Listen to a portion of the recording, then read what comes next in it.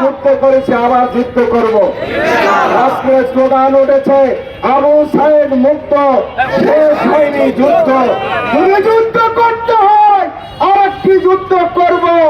আমরা দুর্নীতিকে মূলোৎপাটন করব, দখলদারিত্বে রুখে দিব, চাঁদাবাজ বন্ধ করব, অশ্লীলতা বন্ধ করব, বায়াপনা বন্ধ করব, একটি শান্তিপূর্ণ মানবিক নতুন বাংলাদেশ গড়ব ইনশাআল্লাহ।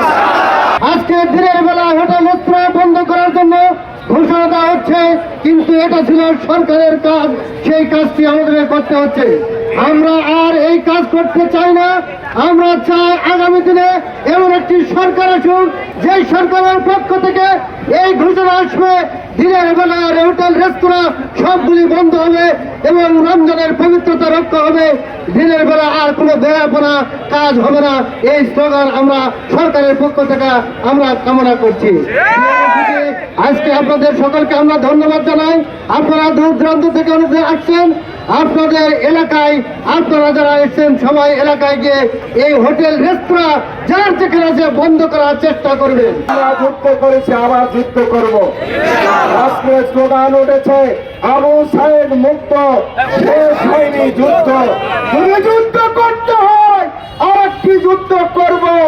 আমরা দুর্নীতিকে মূলোৎপাটন করব, দখলদারিত্বে রুখে দিব, চাঁদাবাজ বন্ধ করব, অশ্লীলতা বন্ধ করব, বায়াপনা বন্ধ করব, একটি শান্তিপূর্ণ মানবিক নতুন বাংলাদেশ গড়ব ইনশাআল্লাহ। আগামী দিনের আন্দোলন সংগ্রামে নেতৃবৃন্দের ডাকে যে কোনো মুহূর্তে আহ্বানকালে পৌঁছলে ছুটে আসবেন। আজকে ষড়যন্ত্র ছিল, ষড়যন্ত্র আছে, আজও ষড়যন্ত্র দূর হয় নাই। আজকে রোজার মাসে আমরা সিয়াম সাধনা করব, আত্মশুদ্ধি গ্রহণ করব, তাকওয়া অর্জন করব, আল্লাহকে ভয় করব। আল্লাহ ছাড়া বাকি সবগুলো থেকে নিজেদের ভয়কে দূরীভূত করে সাহসিকতার সাথে ইসলামের সমাজ কায়েমের জন্য শপথ নিয়ে ময়দানে তৎপর থাকবো। আমরা আল্লাহর বান্দা, এ জমিন আল্লাহর, এ আসমান আল্লাহর। আল্লাহর আসমানের নিচে, আল্লাহর জমিনের উপরে আল্লাহ আমাদের জীবন পরিচালনার জন্য মহাগ্রন্থ আল কোরআন নাযিল করেছে। কোরআন ৬৬৬৬ আয়াত, ১,০০০ আদেশ আছে, ১,০০০ নিষেধ আছে।